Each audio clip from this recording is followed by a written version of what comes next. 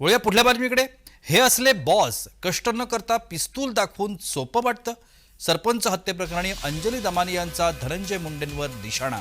बीडमधील सर्व शस्त्र परवान्यांची चौकशी लावा, अंजली दमानिया यांची मागणी।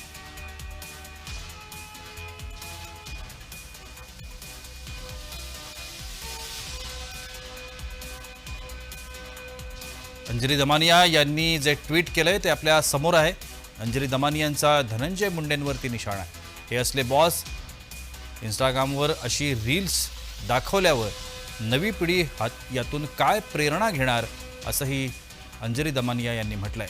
कष्ट न करता पिस्तूल दाखवून पैसे कमावणं सोपं असंच यांना वाटतं। आपला देश असा असणार आहे का?